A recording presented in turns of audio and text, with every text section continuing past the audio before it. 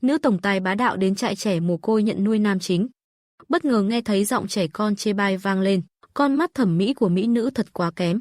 Cô và Tề Minh Chiết kết hôn nhiều năm không có con, là bởi vì anh ta âm thầm cho cô uống thuốc tránh thai, sau lưng lại có con với mối tình đầu. Hơn nữa còn gửi vào trại trẻ mồ côi chỉ để cô có cớ danh chính ngôn thuận, đưa đứa con riêng của anh ta về nhà nuôi dưỡng. Mà Tề Vũ Thâm vẫn luôn biết mình là con ruột của Tề Minh Chiết.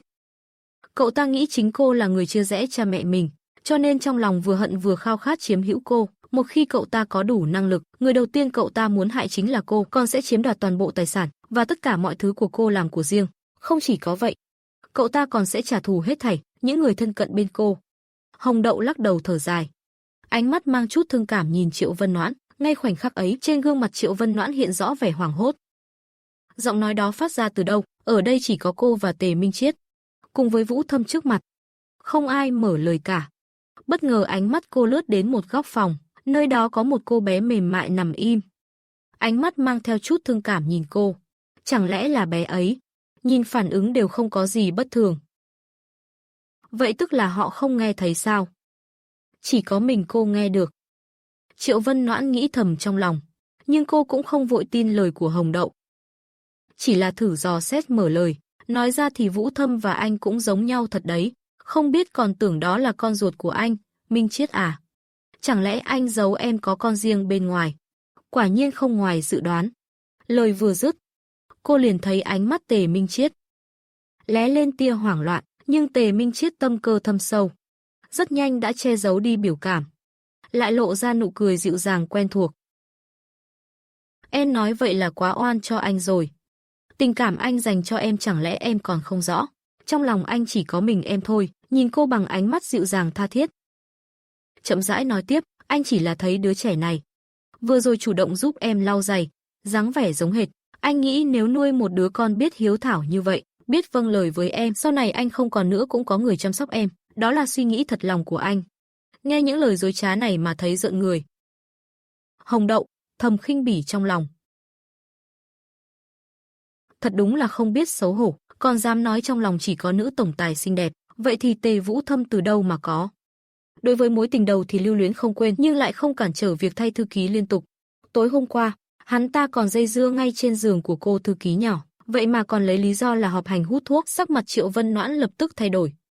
Tối qua quả thật Tề Minh Chiết về rất muộn. Trên người còn có mùi nước hoa lạ. Anh ta nói là do lúc họp với thư ký dính vào, không ngờ lại là đi tư tình. Cô giận đến mức sắc mặt trắng bệch. Tôi không muốn nhận nuôi bé trai. Tôi muốn nuôi một bé gái. Tôi thấy cô bé này cũng không tệ. Trắng trẻo mũm mĩm, tròn trĩnh đáng yêu. Nhìn là biết có phúc khí. Tôi muốn nhận nuôi bé ấy. Hiện giờ Triệu Vân Noãn đã rất chắc chắn rằng những gì mình nghe được chính là nội tâm của Hồng Đậu. Để xác nhận, cô cố tình chỉ vào bé rồi nói. Quả nhiên không sai. Hồng Đậu cũng khựng người lại. Trong lòng lập tức dấy lên nghi hoặc. Chuyện này là sao đây? Sao nữ tổng tài lại muốn nhận nuôi mình chứ? Không nhận nuôi Tề Vũ Thâm nữa sao? Nghe vậy, trong lòng cô vui mừng khôn xiết, nhưng ngoài mặt vẫn bình tĩnh như thường. Không dám để lộ cảm xúc trước mặt Hồng Đậu, sợ làm bé hoảng sợ. Lỡ đâu bé ấy không dám nói tiếp những chuyện sắp xảy ra nữa. Cô mỉm cười dịu dàng, bước đến gần Hồng Đậu, ánh mắt ôn hòa nhìn cô bé nhỏ nhắn. Con tên là gì vậy? Mẹ muốn làm mẹ của con đồng ý không? Con tên là Hồng Đậu à? Hồng Đậu bị nụ cười của cô làm cho ngẩn ngơ. Sau đó mới lắp bắp đáp lời. Thế nhưng, trong đầu cô lúc này lại vang lên suy nghĩ. Oa oa oa oa, tổng tài đại mỹ nhân muốn làm mẹ của mình rồi, mình đúng là quá may mắn mà. Mẹ vừa xinh đẹp vừa dịu dàng như vậy. Mẹ cứ yên tâm đi ạ. Hồng Đậu chính là tiên nữ chuyển thế, đến để mang lại phúc khí và vận may cho mẹ. Con nhất định sẽ bảo vệ mẹ thật tốt, không để hai cha con kia hại mẹ chết yểu. Kết cục bi thảm nữa đâu, mẹ vừa cười với con rồi, mẹ cười thật sự quá đẹp. Nhìn qua thôi cũng thấy quý phái rồi. Trời ơi, có một mẹ tổng tài xinh đẹp thế này. Chỉ nghĩ thôi mà đã phấn khích rồi, tâm sự trong lòng Hồng Đậu khiến cô bật cười. Cô bé này bề ngoài trông chín chắn, điềm đạm thế, còn có chút ngơ ngác.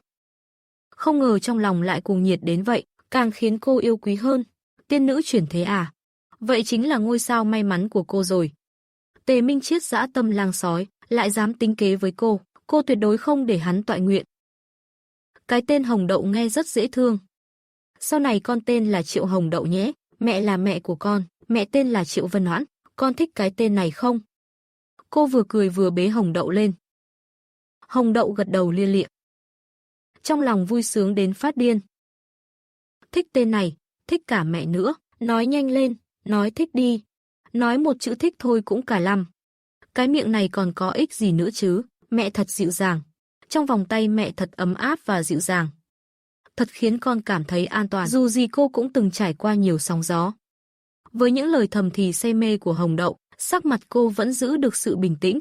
Tiểu Trần, cô đi làm thủ tục nhận nuôi cho Hồng Đậu nhé. Tôi muốn nhận nuôi bé ấy. Cô sau khi bế Hồng Đậu liền không nỡ buông tay. Lập tức bảo trợ lý đi làm thủ tục nhận nuôi. Tề Minh Chiết và Tề Vũ Thâm đứng bên cạnh, hai cha con đều chết lặng tại chỗ. Không ngờ cô lại quyết định nhận nuôi vội vã như vậy. Đặc biệt là Tề Vũ Thâm, dù sao thì tuổi còn nhỏ không thể giữ bình tĩnh được. Không nhịn được mà liếc nhìn Tề Minh Chiết. Gấp đến mức suýt nữa thì buột miệng nói ra. Tề Minh Chiết sợ bị lộ sơ hở, lập tức dùng ánh mắt cảnh cáo Tề Vũ Thâm. Vân Noãn, chi bằng chúng ta nhận nuôi Vũ Thâm đi. Kỳ thực Tề Minh Chiết vốn chẳng hề muốn nhận nuôi đứa trẻ nào, chỉ là muốn đưa con ruột của mình về nhà họ Triệu mà thôi. Tại sao chứ, tôi thích Hồng Đậu cơ mà. Cô trong lòng cười lạnh, nhưng ngoài mặt vẫn vờ như chẳng biết gì. Chỉ lạnh lùng nhìn Tề Minh Chiết, Tề Minh Chiết liền nghĩ ra đối sách, giả vờ lộ vẻ khó xử. Chúng ta kết hôn đã vài năm, mà bụng em vẫn chưa có động tĩnh. Ba mẹ anh vốn đã không vui, nếu bây giờ chúng ta nhận nuôi một bé trai về, ít ra cũng có thể nối dõi tông đường. Bên phía ba mẹ anh sẽ bớt lời ra tiếng vào, nếu nhận nuôi một con nhóc danh về nhà, thì có ích gì chứ? Thế nhưng lời vừa dứt, cô liền bật cười lạnh. Họ có vui hay không? Thì liên quan gì đến tôi? Nếu anh chê tôi không sinh được, thì ly hôn đi là được. Anh có thể đi tìm người khác sinh con, hơn nữa Hồng Đậu mang họ Triệu của tôi. Liên quan gì đến nhà anh? Tôi chính là thích Hồng Đậu. Tôi nhất định phải nhận nuôi bé ấy, nếu anh không vui. Vậy thì đi tìm luật sư làm thủ tục ly hôn đi. Cô nói xong, lạnh lùng liếc anh ta một cái, lại nhìn sang Tề Vũ Thâm một cái, bế Hồng Đậu xoay người rời đi. Nếu cô không nhìn nhầm, thì vừa rồi trong mắt anh toàn là oán độc lạnh lẽo. Đứa trẻ này thật sự rất đáng sợ, may mà cô không nhận nuôi nó. Mẹ tổng tài xinh đẹp đúng là quá bá đạo, ngầu quá đi mất. Chuẩn khí chất tổng tài, yêu mất rồi. Mẹ làm đúng lắm. Đối với cha nam thì phải tuyệt đối không nhân nhượng. À đúng rồi, mẹ còn chưa biết tên cha nam này đã bắt đầu biển thủ tiền công ty. Rót sang công ty riêng của hắn, ngoài ra còn bao nuôi rất nhiều phụ nữ bên ngoài. Tất cả đều dùng tiền của mẹ để nuôi. Mình phải tìm cơ hội nói cho mẹ biết mới được. Hồng Đậu âm thầm suy tính trong lòng. Lúc này, cánh tay cô đang ôm Hồng Đậu hơi siết lại. Bao nuôi gái, biển thủ công quỹ, có con riêng. Tề Minh Chiết bên ngoài tỏ ra dịu dàng chu đáo. Hóa ra lại âm thầm bày ra ván cờ lớn đến vậy, xem cô xử lý tên vô ơn này thế nào. May mà cô đã gặp được Hồng Đậu. Cô cảm thấy Hồng Đậu chính là ngôi sao may mắn của mình. Là ông trời nhìn không nổi nữa, nên mới cử Hồng Đậu đến cứu lấy cô.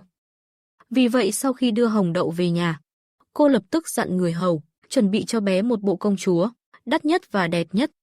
Tất cả đồ dùng sinh hoạt đều là hàng cao cấp, nói chung không phải đắt nhất, mà là còn đắt hơn thế nữa. Trời ơi, mẹ mình đúng là tốt quá mức rồi, tốt đến mức phi nhân tính luôn á. Chẳng lẽ đây chính là cảm giác đầu thai đúng chỗ?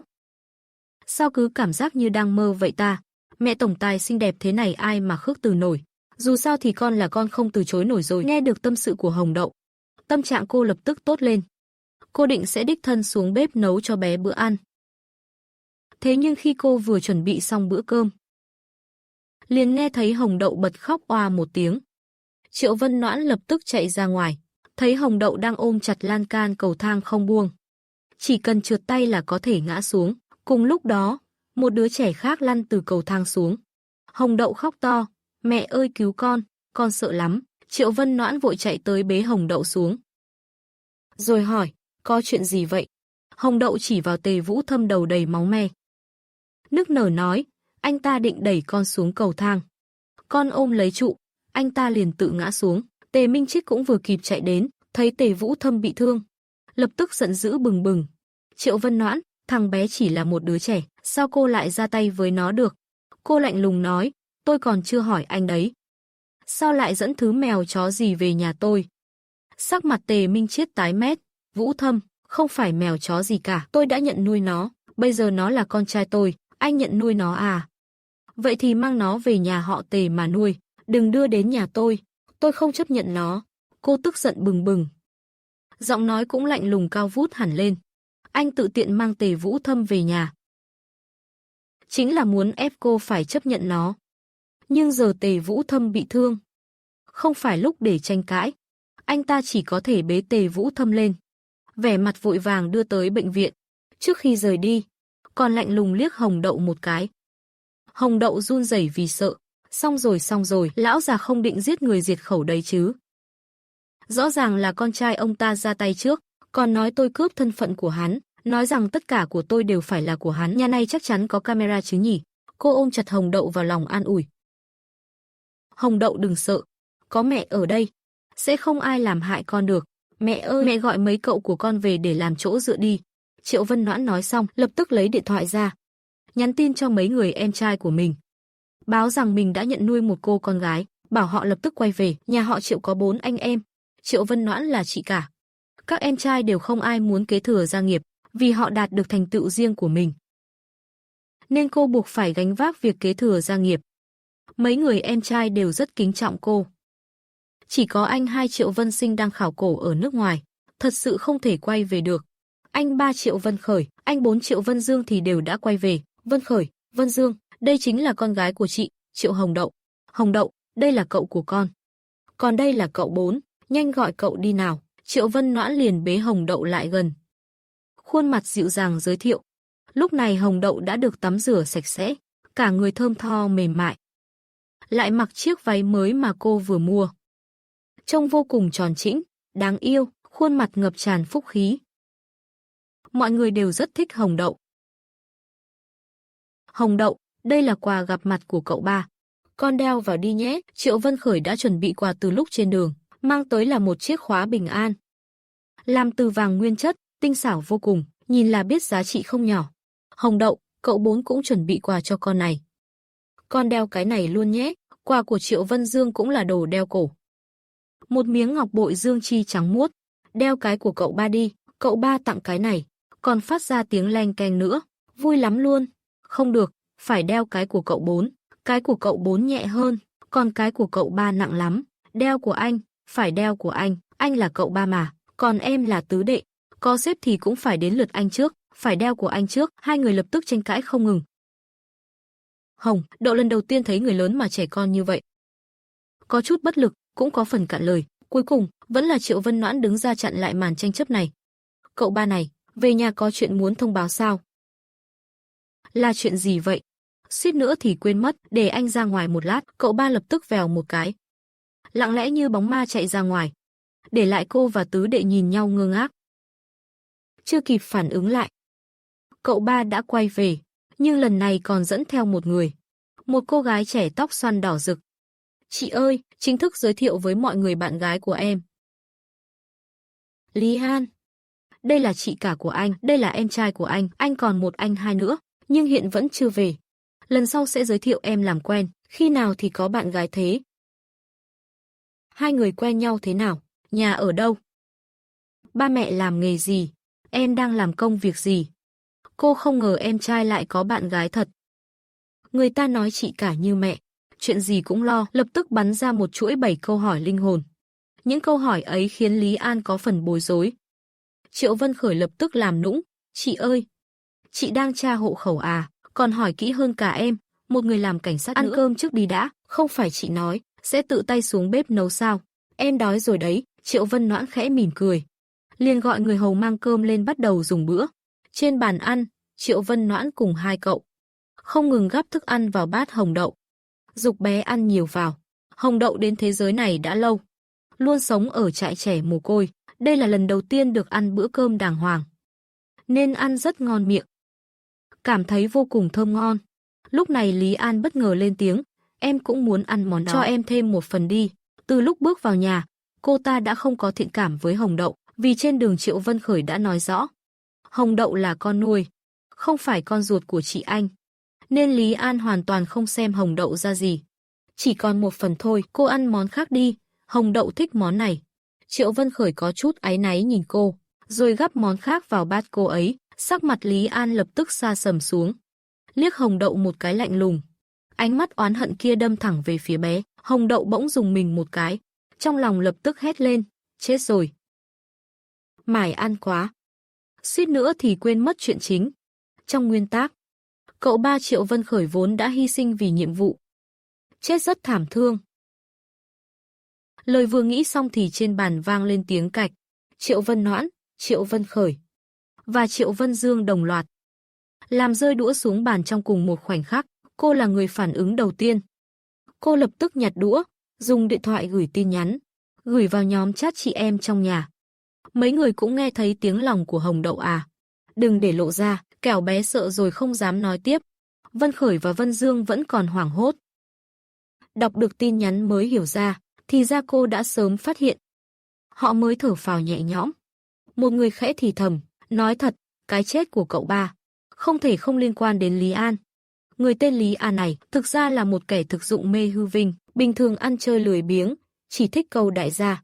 Cậu ba khi đi truy quét tệ nạn suýt nữa đã bắt được hắn, nên hắn mới giả vờ là sinh viên vừa học vừa làm để qua mắt. Thậm chí còn bịa ra câu chuyện để lừa cậu ba.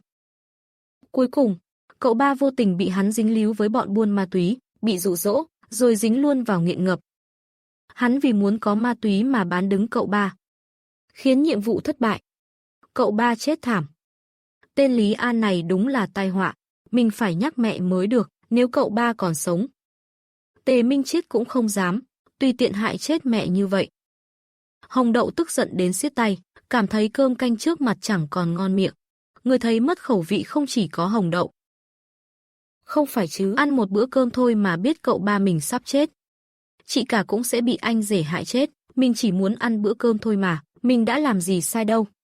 Vân Khởi lúc này cảm thấy đầu mình như muốn nứt ra.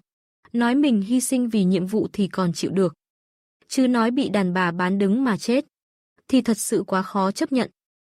Chẳng lẽ mình lại là người thiếu não thế sao, lại còn nói Lý An là gái hư, ham hư vinh, sau này còn sa vào ma túy nữa. Triệu Vân Khởi liếc nhìn cô ta mà không biểu cảm, mái tóc xoăn sóng của Lý An xõa ngang vai.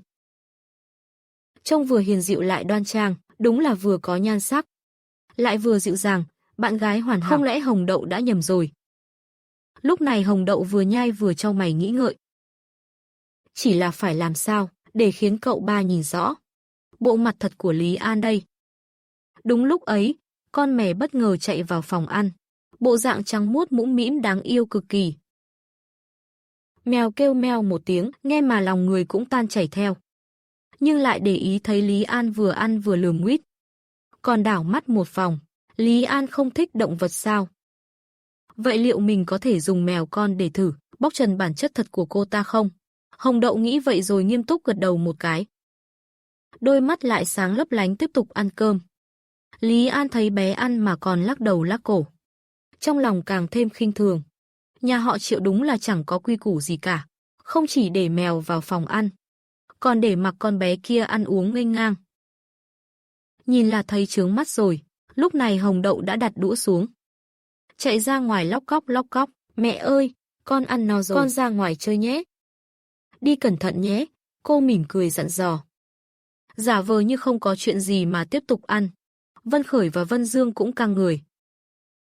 Ăn uống mà lòng như để đâu đâu.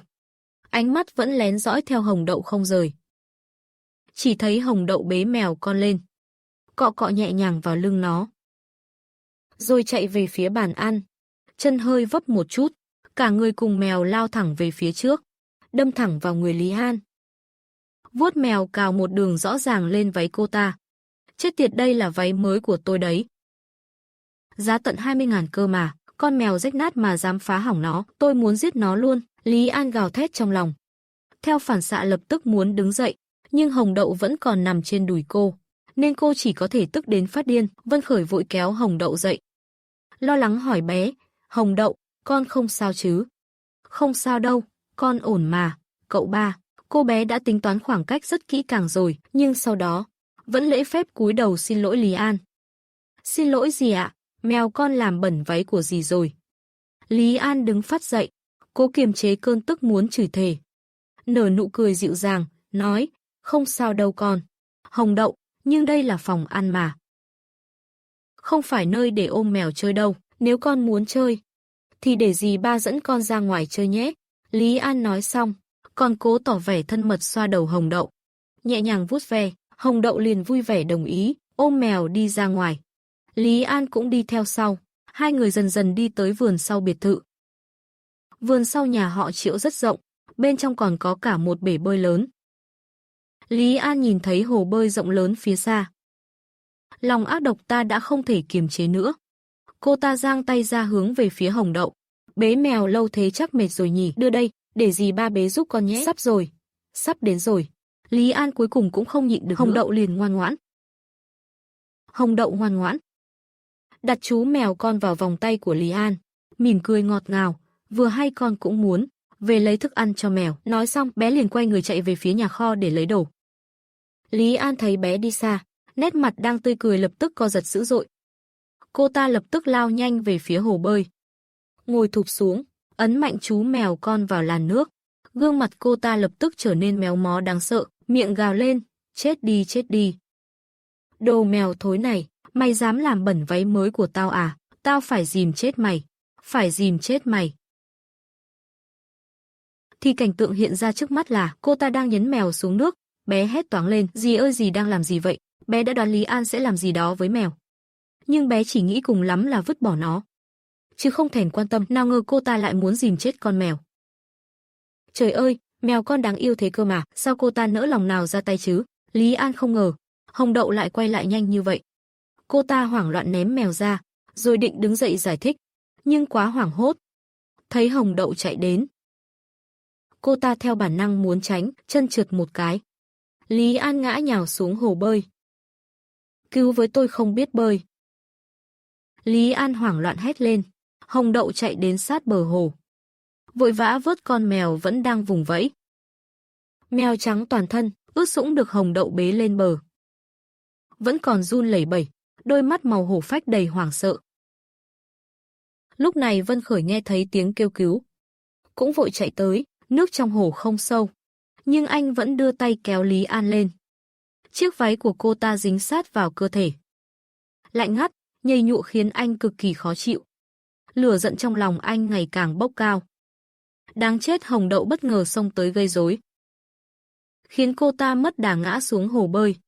Mất sạch mặt mũi, cô ta lập tức nhào vào lòng Triệu Vân Khởi, khóc rưng rức như thể bị uất ức lắm. Vân Khởi, anh phải làm chủ cho em. Hồng Đậu nói muốn đi lấy đồ ăn cho mèo nên nhờ em bế giúp nó một lát, nhưng con mèo đó không chịu yên.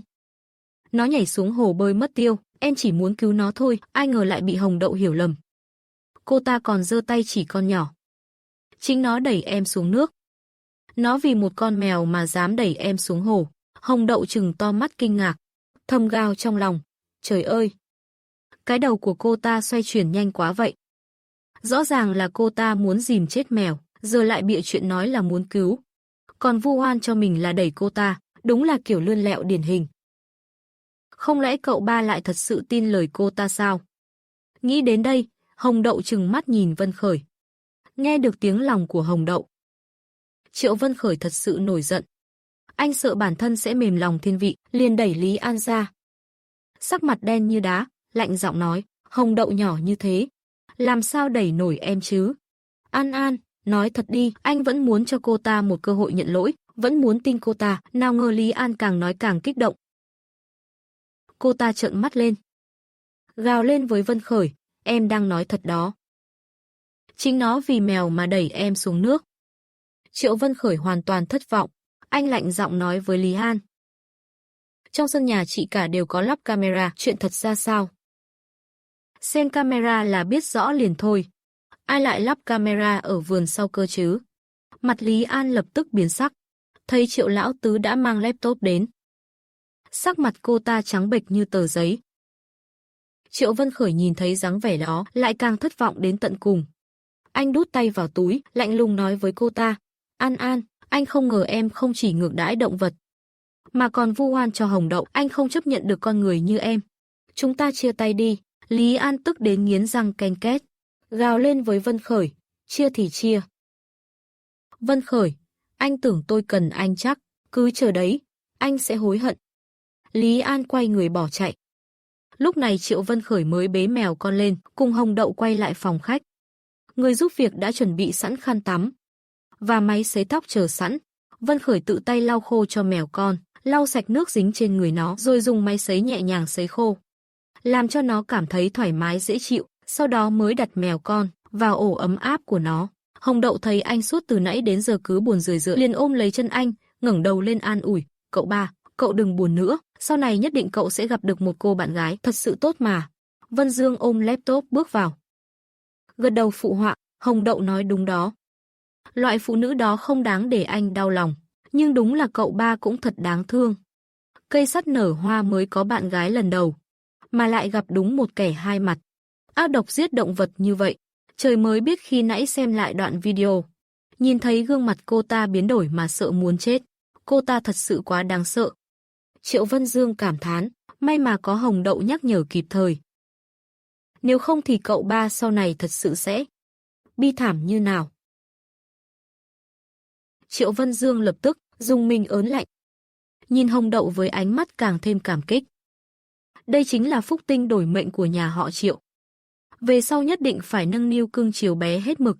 Vân Dương tiếp lời, hay là thế này đi. Hôm nay vì có cô ta mà mọi người ăn chẳng vui, ngày mai để em mời. Chúng ta ra ngoài ăn một bữa, vừa để an ủi anh ba, vừa để chúc mừng. Hồng Đậu chính thức là thành viên của nhà họ Triệu.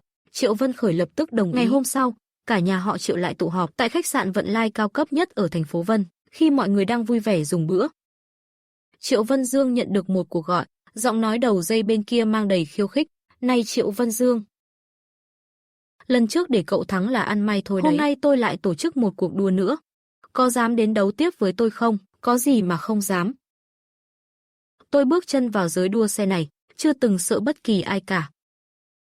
Vân Dương ngả người tựa vào ghế, vắt chân. Giọng nói đầy khí thế, kiêu ngạo. Bên kia điện thoại, giọng cười nhạt truyền đến, như thể rất thích thú, rất ngưỡng mộ sự tự tin của cậu. 3 giờ chiều nay nhé. Đường Trung Sơn, không gặp không về. Đây là đường đua chuyên dụng cho các tay đua. Các tay đua thường xuyên luyện tập và thi đấu ở đó. Chiều nay cậu 4 sẽ tham gia đua xe. Trước giờ tôi chỉ từng xem video đua xe trên điện thoại, chưa từng có cơ hội đến hiện trường, trực tiếp trải nghiệm không khí sôi động của đường đua. Muốn đi quá đi thôi. Hồng Đậu lập tức trượt xuống khỏi ghế, chạy tới chỗ Triệu Vân Dương. Cậu 4, Hồng Đậu cũng muốn đi xem đua xe, có được không ạ? Đôi tay nhỏ nhắn níu chặt lấy gấu áo anh, lắc qua lắc lại, khuôn mặt trắng mịn như ngọc ánh lên vẻ háo hức. Đôi mắt to tròn lấp lánh ánh kỳ vọng, một cô bé ngoan ngoãn đáng yêu, ai nỡ lòng từ chối chứ? Triệu Vân Dương liền gật đầu đáp ứng, được chứ? Anh quay sang nói với Triệu Vân Noãn một tiếng, cam đoan sẽ chú ý an toàn, rồi đưa Hồng Đậu đi thẳng đến đường Trung Sơn. Người vừa gọi điện hẹn anh đua xe khi nãy là Hạ Tử Lương nhà họ Hạ. Lần này hắn cũng dẫn theo một cậu bé. Vân Dương nhìn thấy cậu nhóc hắn dắt theo, không khỏi bật cười, trùng hợp thật, cậu dẫn trẻ con, tôi cũng vậy. Vậy là Hồng Đậu có bạn chơi rồi. Hồng Đậu ngoan, con chơi với anh trước nhé. Để cậu 4 chuẩn bị thi đấu đã. Vâng ạ. Hồng Đậu ngoan ngoãn gật đầu. Hạ Tử Lương liếc nhìn Hồng Đậu, cũng buông tay, để cậu bé kia đi chơi. Cậu bé kia cũng rất chững chạc, dáng vẻ điềm đạm, chững chạc như người lớn. Cậu bước đến trước mặt Hồng Đậu, chìa tay ra trước, vẻ mặt nghiêm túc tự giới thiệu, chào bạn. Mình tên là Hạ Tuế An, năm nay 6 tuổi rồi, em gái nhỏ. Em tên gì? Năm nay bao nhiêu tuổi? Chào anh đẹp trai, em tên là Triệu Hồng Đậu, anh gọi em là Hồng Đậu là được rồi hả? Em năm nay 4 tuổi hả? Hồng Đậu miệng thì đáp lời tự nhiên, nhưng trong lòng thì rối loạn cả lên. Trời ơi, đây chính là Hạ Tuế An sao? Con trai độc nhất của gia tộc họ Hạ, tương lai là người thừa kế duy nhất của tập đoàn Hạ Thị. Chỉ tiếc là còn nhỏ mà đã gặp tai nạn xe, cuối cùng cả đời phải ngồi xe lăn. Tâm lý cũng biến đổi trở nên méo mó, trở thành nhân vật phản diện. Không dám thổ lộ với người mình thích, chỉ âm thầm yêu rồi trở nên độc ác. Chỉ dám âm thầm trút giận sau lưng người khác, cũng chính vì thế, nhiều lần muốn tranh giành dự án. Kết quả là không giành được. Dự án cũng mất luôn, cuối cùng tài sản nhà họ Hạ còn bị nhà bác cả nuốt trọn. Thật sự quá thê thảm, một cậu bé vừa đẹp trai lại dễ thương thế này, sau này lại có kết cục như vậy. Thật sự khiến người ta không đành lòng. Tâm trí Hồng Đậu thì tuôn trào liên tục, căn bản không để ý, ngay trước mặt mình là Hạ Tuế An, đôi mắt cậu bé đã trợn tròn vì kinh ngạc, chuyện gì vậy trời? Rõ ràng Hồng Đậu không nói gì nữa. Thế mà, sao mình lại nghe thấy một tràng dài lời nói? Mà nội dung những lời đó lại dường như là điềm báo tương lai của mình. Cậu sẽ bị tai nạn, trở thành phản diện và sau này tài sản nhà họ Hạ sẽ rơi vào tay nhà bác cả hết. Hạ Tuế An căng cứng toàn thân, nhìn chằm chằm vào Hồng Đậu. Lúc này Hồng Đậu cũng nhìn cậu với ánh mắt tiếc nuối. Trong khoảnh khắc chớp nhoáng ấy, Hạ Tuế An lập tức thu lại cảm xúc, gật đầu với Hồng Đậu. Chúng ta đi sang bên kia nhé, bàn tay nhỏ nhắn đặt lên tay của Tuế An. Hồng Đậu lại đột nhiên nhớ ra. Hôm nay là ngày 12 tháng 6, theo mạch truyện thì tai nạn xe của Hạ Tuế An xảy ra đúng hôm nay, phải rồi, chính là lúc đua xe, chính trong cuộc đua xe mà gặp tai nạn. Hồng Đậu vội vàng ngoảnh lại, nhìn về phía cậu bốn đang kiểm tra xe đua. Khoảng cách giữa Triệu Vân Dương và cậu không xa, nên cũng nghe thấy được tâm sự của cậu. Trong lòng anh lập tức, vô thức liếc nhìn Hạ Tử Lương một cái, sau đó tỏ vẻ bình tĩnh, giả vờ đi về phía bên cạnh. Xe đua của tôi không vấn đề gì, để tôi kiểm tra xe của bọn trẻ con. Xe đua của người lớn khác với xe dành cho trẻ con. Xe đua trẻ em sẽ được bố trí người đi kèm chuyên biệt. Hiện tại nhóm người đi kèm đã kiểm tra xong xe, nhưng họ không thể từ chối, người khác kiểm tra lại lần hai. Sau khi Triệu Vân Dương kiểm tra xe đua của Hồng Đậu, anh lại muốn kiểm tra chiếc còn lại. Hạ Tử Lương liền ngăn lại. Được rồi, không cần kiểm tra nữa đâu, đi thôi, chúng ta đi đua xe nào, hai người này đều là nhân viên chuyên nghiệp. Có họ đi cùng, tiểu nha đầu nhà anh và biểu đệ của tôi, nhất định sẽ không xảy ra chuyện gì. Chính ngươi đang hại người đấy, ngươi đương nhiên không muốn cậu bốn kiểm tra lại. Chiếc xe đua đó có vấn đề, chiếc xe đó nhất định có vấn đề. Tâm thanh của Hồng Đậu lại vang lên. Vân Dương sắc mặt lập tức trầm xuống, Hạ Tử Lương đã kéo tay anh ta, thúc giục bắt đầu chuẩn bị. Triệu Vân Dương, anh sợ tôi mà sợ anh sao? Thật nực cười. Triệu Vân Dương hất tay hắn ra, Hạ Tử Lương sắc mặt lập tức đen lại. Hồng Đậu sợ hai người vì chuyện kiểm tra xe mà xảy ra xung đột, lại để Hạ Tử Lương làm hại cậu, vội vàng gọi với sang Hạ Tuế An, ca ca đẹp trai, hay là chúng ta cùng chơi một chiếc xe đua nhé? Được thôi, muội qua trước đi. Huynh báo với vệ sĩ một tiếng, Hạ Tuế An thuận theo đồng ý, nhưng bàn tay buông thõng bên người đã nắm chặt thành quyền. Cậu thật không ngờ, anh của mình lại thật sự muốn hại cậu, là anh của cậu lại thật sự muốn hại cậu. Nếu trước đó còn nghi ngờ lời tiên đoán của Hồng Đậu, thì bây giờ nhìn biểu hiện của Hạ Tử Lương đã hoàn toàn sáng tỏ. Chính là Hạ Tử Lương muốn hại cậu, hại chết cậu, để sau này gia đình bác có thể giành lấy công ty của cha cậu. Ý đồ độc ác thật đáng sợ, cậu tuyệt đối sẽ không tha cho Hạ Tử Lương. Hạ Tử Lương tiến đến nói nhỏ với vệ sĩ. Vệ sĩ cau mày rời đi. Hạ Tuế An lúc này mới thong thả bước đến trước mặt Hồng Đậu, bước đến gần, Hồng Đậu bảo Hạ Tuế An ngồi lên chiếc xe đua của mình trước. Ngay lúc ấy, Hạ Tử Lương đang kéo Triệu Vân Dương đi xa một đoạn, bất ngờ lại quay đầu mắng Hạ Tuế An, "Tiểu An, con là nam tử Hán, sao lại ngồi xe của một tiểu cô nương? Mau quay về xe của con đi, tôi sẽ ngồi xe của cô ấy." Cậu bốn, phiền cậu kiểm tra lại giúp cháu một lần nữa. Hồng Đậu quyết định giúp Hạ Tuế An một tay, ai bảo ta vừa xinh đẹp lại lương thiện, biết rõ xe có vấn đề mà lại làm ngơ được. Ta đã cứu cậu ấy rồi, biết đâu sau này cậu ấy sẽ không cực đoan tăm tối nữa, mà thôi, cực đoan cũng chẳng sao. Dù sao cũng chỉ đối phó với Tề Vũ Thâm, cậu ta còn có thể đè bẹp Tề Vũ Thâm dưới chân. Vậy thì Tề Vũ Thâm sẽ không thể giành gia sản của mẹ ta nữa. Quả thật là một thiên tài. Tâm thanh của Hồng Đậu dần trở nên vui vẻ, khiến Hạ Tuế An nghe mà bật cười không nhịn nổi. Đúng là một tiểu cô nương hiếu thuận và hiểu chuyện. Có lời của Hồng Đậu rồi. Vân Dương lập tức kiểm tra lại chiếc xe kia. Kết quả kiểm tra thật sự phát hiện ra vấn đề, đúng thật là một cô bé hiếu thuận và hiểu chuyện. Có lời của Hồng Đậu, Triệu Vân Dương danh chính ngôn thuận, đường đường chính chính kiểm tra lại chiếc xe còn lại. Lần kiểm tra này lại thật sự phát hiện ra vấn đề, hỏng hệ thống phanh. Cái gì? Hạ Tử Lương giả bộ ngạc nhiên, vội vã chạy đến mắng người phụ trách sát mũi. Lúc nãy không phải đã bảo anh kiểm tra rồi sao? Sao lại để xe có vấn đề mà không nói? Quá thiếu chuyên nghiệp, quá kém cỏi rồi. Tôi sẽ trừ lương, lát nữa đừng mong lấy được đồng nào. Người phụ trách bị mắng xối xả, vốn dĩ cũng là người của Hạ Tử Lương, tự nhiên không dám nói là nghe lệnh hắn làm, chỉ có thể im lặng gánh họa, cúi đầu khom lưng cười làm lành. Vừa cười vừa gật đầu chịu trận. Hạ Tử Lương mắng một tiếng, trong lòng có chút tức tối, lôi kéo Triệu Vân Dương đi về phía đường đua. Vừa đi, Hạ Tử Lương vừa lẩm bẩm trong lòng chửi bới. Đáng chết, Triệu Vân Dương, hôm nay rốt cuộc bị ma xui quỷ khiến gì? Tự nhiên đòi kiểm tra xe của bọn trẻ con. Giờ thì hay rồi, âm mưu thất bại hết, nhưng hắn cũng chẳng có cách nào với Vân Dương. Chỉ có thể nén giận ngồi vào xe đua.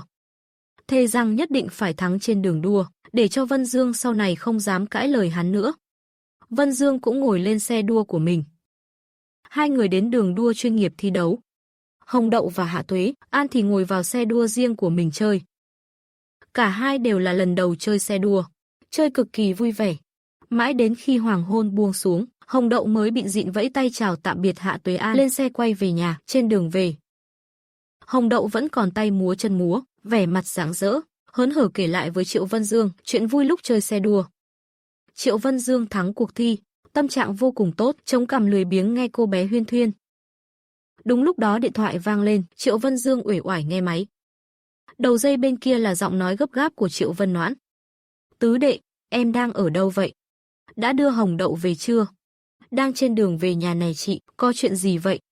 Nghe thấy giọng chị có gì đó không ổn. Triệu Vân Dương cũng lập tức căng thẳng, Triệu Vân Noãn thở phào nhẹ nhõm, không sao là tốt rồi, hai người về kịp bữa tối là được. Nhất định sẽ về kịp. Triệu Vân Dương cảm thấy cuộc gọi này có gì đó kỳ lạ. Vừa định cất điện thoại sau khi cúp máy.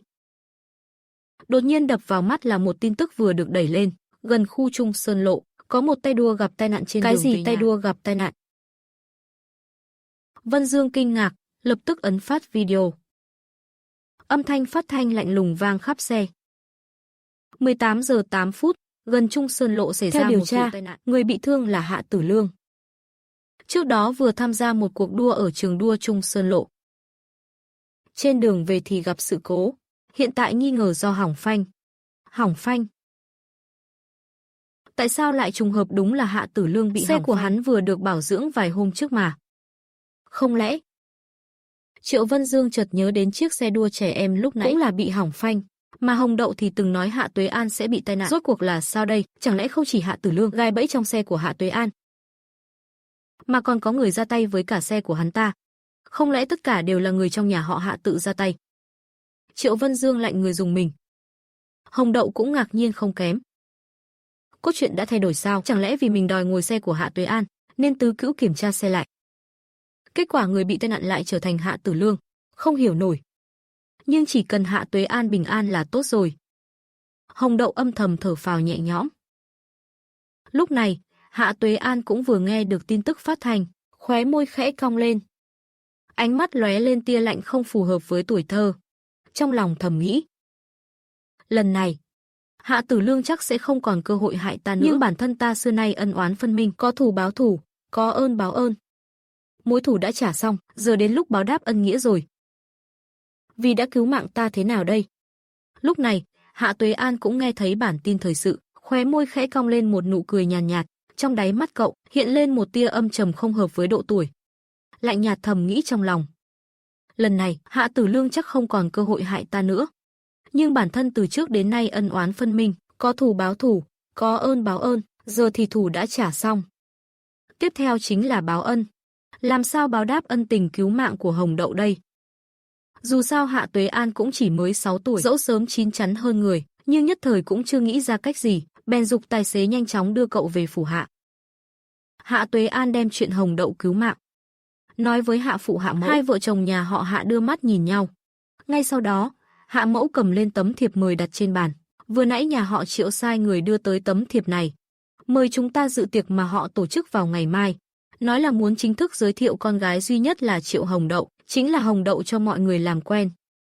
Nghe nói là con nuôi. Ban đầu ta còn phân vân không biết có nên đi hay không, nhưng bây giờ xem ra, Hạ gia chúng ta không chỉ nên đi, mà còn phải chuẩn bị một phần đại lễ thật hậu hĩnh. Hồng Đậu chính là ân nhân cứu mạng của Hạ Tuế An, dĩ nhiên phải thể hiện thành ý cho xứng đáng. Hai vợ chồng Hạ gia lập tức bận rộn chuẩn bị lễ vật, Hạ Tuế An cũng vội vàng chuẩn bị quà tạ ơn. Lúc này bên phủ Triệu Vân Dương vừa mới đưa Hồng Đậu về tới nhà. Triệu Vân Noãn liền sốt ruột lao ra. ôm chầm lấy Hồng Đậu, nhìn trên nhìn dưới, trái nhìn phải nhìn, lại còn sờ đầu sờ người, thấy con bé quả thực không hề hấn gì, không chảy ra sứt mẻ. Triệu Vân Noãn lúc này mới yên lòng. Hồng Đậu không sao là tốt rồi. Nhưng mà, mẹ thật sự bị dọa. Mẹ muốn sớm công bố với mọi người, Hồng Đậu chính là con gái ruột của mẹ. Để sau này khi ra ngoài, phải tránh đường cúi đầu, không ai dám làm tổn thương con nữa. Phải né tránh khi thấy con, không ai dám tổn thương con nữa. Nhưng chuyện này, cần Hồng Đậu phải ăn vận thật xinh đẹp. Hợp tác với mẹ tham dự một buổi tiệc, con có đồng ý không? Triệu Vân Noãn dịu dàng nói, vừa thương lượng vừa dỗ dành, nhưng tay ôm Hồng Đậu lại siết rất chặt. Bảo vệ. Mẹ thật sự rất yêu con. Hồng Đậu cảm thấy ngọt ngào trong lòng. Cô lập tức gọi một cuộc điện thoại, mời đội ngũ trang điểm đỉnh cấp nhất đến nhà. Cùng đến còn có đại diện thương hiệu thời trang nổi tiếng và giày dép hàng đầu. Đều là những cái tên mà kiếp trước Hồng Đậu chỉ nghe thôi cũng đã phải cảm thán. Đắt đến phát khiếp. Đúng là không có cái xa hoa nhất, chỉ có xa hoa hơn. Mẹ tổng tài của mình đúng là khí phách oai phong. Lúc này đội trang điểm đã vây quanh cô bé khen ngợi không ngớt. Vân Dương thì hỏi cô. Chị, lần này chị đã mời tất cả những nhân vật có địa vị trong thành phố để tổ chức buổi tiệc này. Ngày mai, chị sẽ chính thức tuyên bố Hồng Đậu là con gái duy nhất của Triệu Vân Noãn. Tất cả tài sản dưới tên chị đều sẽ thuộc về con bé. Tuyệt đối sẽ không để kẻ nào khác thừa hưởng. Cũng là để tên cặn bã Minh chết hết mơ tưởng. Đây là đòn phản công đầu tiên chị dành cho hắn. Cô nói với khí thế lẫm liệt. Hồng Đậu thì sững người, trời ơi. Mẹ định công bố trước toàn thiên hạ rằng cô là con gái duy nhất, là người thừa kế duy nhất. Không cần đến Tề Dự Thần nữa sao? Gia tài khổng lồ này lại rơi vào tay mình sao? Trời cao đất rộng ơi, chẳng lẽ con đang nằm mơ sao? Mẹ tốt với con quá mức rồi. Con thật sự quá hạnh phúc, sau này con sẽ đối xử tốt với mẹ gấp bội. Không chỉ phải bảo vệ mẹ thật tốt, mà còn phải khiến mẹ hạnh phúc, để mẹ trở thành người mẹ hạnh phúc nhất thế gian. Hồng Đậu vui mừng đến mức lâng lâng cả người. Cô bé bị kéo đi để thiết kế riêng bộ trang phục hoàn hảo nhất. Sau đó lại được cô dỗ dành cho ngủ. Đến sáng hôm sau, cô thậm chí không rời khỏi cô lấy một bước, chăm chú giám sát đội trang điểm. Giống như hôm qua trang hoàng thật hoàn hảo cho cô, đưa cô đến buổi tiệc với dáng vẻ rạng rỡ nhất, là chủ nhân của buổi tiệc. Trước khi họ xuất hiện, rất nhiều khách khứa đã đến trước rồi. Ngay khi vừa xuất hiện đã khiến cả hội trường trầm trồ khen ngợi. Không khí trong hội trường vô cùng náo nhiệt, khách và chủ đều vui vẻ hòa thuận. Lúc này, phu nhân Hạ dắt tay Hạ Tuế An, bước đến bên cạnh cô. 1138 0 giờ 42 phút 45 giây phẩy 933, lớn hơn. Cuối cùng cũng có một cô con gái rồi. Đây là lễ vật chúc mừng của nhà họ Hạ, tặng ngay một bộ trang sức trị giá hơn 100 triệu. Khiến tất cả khách mời trong hội trường đều ồ lên kinh ngạc. Trời ơi! Nhà họ Hạ quý cô con gái cưng của nhà họ Triệu đến nhường nào chứ? Tặng món quà quý giá đến thế cơ mà. Triệu Vân Noãn cũng có phần kinh ngạc. Phu nhân Hạ, lễ vật này quý giá quá rồi, tôi thật sự không dám nhận. Còn có món quà quý hơn cơ. Phu nhân Hạ vỗ tay. Người hầu lập tức mang đến một bản hợp đồng. Đây là hợp đồng hợp tác chúng tôi muốn ký với nhà họ Triệu. Chẳng phải trước đây Tổng Giám đốc Triệu vẫn luôn hy vọng chúng tôi giao dự án nghiên cứu mới nhất cho tập đoàn Triệu Thị phụ trách sao? Giờ tôi và ông Hạ đã quyết định, giao cho các người. Tương lai có tiền cùng kiếm. Nếu hợp tác thành công, tập đoàn Triệu Thị ít nhất sẽ thu được hơn 200 triệu. Gia tộc Hạ xem như là tặng ngay 300 triệu lợi ích rồi. Cả hội trường lúc này đã hoàn toàn sững sờ không nói nên lời. Triệu Vân Noãn cũng bàng hoàng đến nghẹn lời. Phu nhân Hạ, bà thật khiến tôi vừa mừng vừa lo. Lễ vật này quá sức rồi. Ai lại đi mừng tiệc mà mang từng món quà thế này chứ? Hai nhà không thân thiết lắm mà. Phu nhân Hạ lại thân thiết nắm lấy tay cô. Tươi cười nhẹ nhàng, đừng nghĩ ngợi nhiều quá. Dự án này chính là lễ vật cảm tạ. Hôm qua ở đường Trung Sơn, chính cô con gái bảo bối này đã cứu mạng con trai tôi đấy. Cứu một mạng con trai tôi mà chỉ tặng có 300 triệu làm lễ vật. Thì chẳng đáng gì cả, cô có phần ngỡ ngàng. Cô vui mừng nhìn sang Hồng Đậu. Thì ra lại là món quà bất ngờ Hồng Đậu mang đến cho cô. Tốt quá rồi, cô thực sự đã mong được hợp tác với Hạ Thị từ lâu. Triệu Vân Noãn mừng đến không giấu được, khách khứa trong hội trường cũng liên tục chúc mừng. Giữa tiếng chúc tụng râm ran, trước cửa bất ngờ vang lên một tiếng la không đúng lúc. Tổng Giám đốc Tề tới rồi. Tổng Giám đốc Tề dẫn theo một đứa trẻ đến. Triệu Vân Noãn ngẩng đầu nhìn. liền thấy Tề Minh Chiết cùng cha mẹ nhà họ Tề bước vào, phía sau họ còn có một cô bảo mẫu nhỏ, trong tay dắt theo Tề Dư Thâm. Triệu Vân Noãn khẽ nhếch môi cười lạnh, Tề Minh Chiết đúng là sốt ruột thật rồi. Muốn để Tề Dư Thâm xuất hiện trước mặt mọi người sao? Cô đã cố tình không thông báo cho hắn rồi mà hắn vẫn mặt dày mò đến. Lúc này đã có khách khứa thắc mắc lên tiếng. Thì ra nhận nuôi đến 2 đứa trẻ sao? Đúng thế, một lần nhận là cả trai lẫn gái luôn. Tổng giám đốc Tề, tổng giám đốc Triệu, 2 người thật là có phúc khí quá. Lời vừa dứt, cô lập tức cầm lấy micro, từ tay người chủ trì buổi tiệc, khẽ hắng giọng. Lạnh lùng tuyên bố, tôi xin tuyên bố lại một lần nữa cho rõ ràng. Tôi, Triệu Vân Noãn, chỉ có một người chính là Triệu Hồng Đậu. Những người khác, dù có là con ruột của Tề Minh Chiết, tôi cũng sẽ không bao dung. Nếu sau này tôi xảy ra chuyện gì, tất cả tài sản dưới tên tôi đều sẽ thuộc về một mình Triệu Hồng Đậu, chỉ mình Triệu Hồng Đậu mà thôi.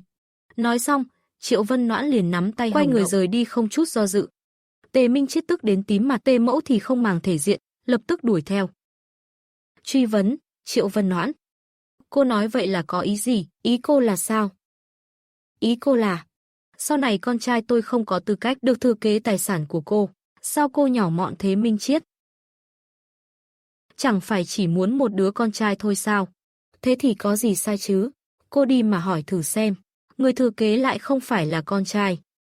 Chỉ có cô là dám đem toàn bộ tài sản giao hết cho đứa con gái không hề có máu mủ ruột già. Triệu Vân Noãn, tôi không đồng ý đâu. Dù chết tôi cũng không đồng ý. Cô nhất định phải nhận nuôi cả Dư Thâm. Tề Mẫu bắt đầu làm loạn không kiêng nể gì nữa. Mụ ta định ép Triệu Vân Noãn đổi lời ngay tại chỗ, nhận nuôi cả Tề Dư Thâm vào nhà họ Triệu. Hồng Đậu nhìn thấy mà không nhịn được, đảo mắt một cái, thầm phỉ nhổ trong lòng, bà già này đúng là quá buồn cười. Thời buổi nào rồi mà còn phân biệt nam nữ thế này? Cái đầu óc đó chắc bị quấn khăn ướt quá rồi, bảo sao chồng bà ta lại chẳng thèm ngó ngàng, từng tuổi này rồi mà vẫn để ông chồng già vụng trộm với bảo mẫu trẻ, cơ mà ông cụ kia cũng đúng là tinh lực dồi dào thật. Đến mức khiến cô bảo mẫu ấy mang thai luôn cơ đấy, quả thật rất mong đợi. Khuôn mặt bà ta khi biết hết chân tướng, đã thích con trai đến vậy thì xem đi. Bây giờ không chỉ có sau này có khi còn phải nuôi dùng con của người khác nữa ấy chứ. Hồng Đậu vừa chê bai, vừa vui vẻ ăn dưa hóng chuyện. Cô ban đầu vốn giận dữ muốn gọi bảo vệ, đuổi cả nhà họ Tề ra ngoài. Nhưng nghe thấy tiếng lòng của Hồng Đậu, cô giữ người, rồi khẽ nhếch môi, ngay lập tức gọi Triệu Vân Dương đến. Cậu 4, đi tìm cha chồng chị giúp với. Chị muốn hỏi ông ta xem. Ông cũng muốn chị nhận nuôi Tề Dư Thâm. Vân Dương vừa nãy cũng nghe thấy tiếng lòng của Hồng Đậu. Bây giờ dĩ nhiên hiểu rõ ý đồ thật sự của chị gái. Lập tức hí hửng chạy về phía phòng điều khiển. Chị cứ yên tâm, em đảm bảo sẽ đưa ông ấy tới liền. Còn về chuyện, người đó có đến được tận nơi thì không còn là điều cậu ta kiểm soát nổi nữa. Triệu Vân Dương đến phòng điều khiển. Rất nhanh đã tra được hướng đi của Tề Phụ. Thấy ông ta thật sự rời đi cùng cô bảo mẫu, trong lòng cậu ta cũng chấn động. Chuyện đê tiện nào cũng làm được. Vợ ông ta năm nay cũng phải 60 mà rồi, còn dám ve vãn cô bảo mẫu 20 tuổi, đúng là trâu già gặm cỏ non đầy kích thích. Sao có thể để mình tôi xem được chứ? Triệu Vân Dương dừng lại hình ảnh. Ngay đoạn Tề Phụ và cô bảo mẫu thân mật quấn quýt, rồi ngay lập tức chiếu đoạn video ấy lên màn hình lớn giữa đại sảnh tiệc. Trong nháy mắt, cả hội trường vang lên những tiếng kêu kinh hãi. Anh Tề, nhẹ tay chút, anh làm em đau quá. Bảo bối à, tại nào, anh nóng lòng để anh hôn thêm cái nữa. Hôn đứa con tình yêu của chúng ta. Tề Phụ vừa nói, vừa hôn lên bụng của cô bảo mẫu đang mặc hở hang. Nào nào, để ta hôn thêm cái nữa nào. Hôn đứa kết tinh tình yêu của chúng ta chứ còn gì. Tề Phụ cúi đầu. Mọi người trong sảnh tiệc đều cứng họng, chết lặng. Có người suýt nữa thì ói ra bữa tối hôm vẻ béo tốt của Tề Phụ lúc này, với từng tầng mỡ lún phún trên bụng, càng thêm khó coi, mà lúc này ông ta lại còn nằm đè lên người. Cảnh tượng đúng là chói mắt không chịu nổi, đây chẳng phải là cha ruột của Tề Minh Chiết sao? Sao có thể làm ra chuyện đồi bại này? Không biết xấu hổ là gì nữa à? Tề Mẫu lúc này cũng choáng váng, bà ta vừa rồi còn đang đứng bên cạnh cô, cố gắng tranh giành quyền lợi cho cháu trai ruột, muốn Tề Dư Thâm có danh phận chính thức thừa kế. Kết quả lão già trong nhà lại tự tay đốt cháy hậu phương. Đúng là không thể chịu nổi nữa rồi. Tề Mẫu lập tức nổi đoá, con tiện nhân kia. Trương Thúy Thúy, con đúng là tiện nhân mà, ta thấy thương hại mới để cô đến nhà ta làm bảo mẫu chăm sóc cho Dư Thâm. Cô lại trèo thẳng lên giường chồng ta luôn à? Ta không tha cho cô đâu. Trương Thúy Thúy, đời này ta nhất định không tha cho cô. Tề Dư Thâm, ta cũng không tha cho người. Tề Mẫu gầm lên giận dữ rồi lao thẳng lên lầu như điên.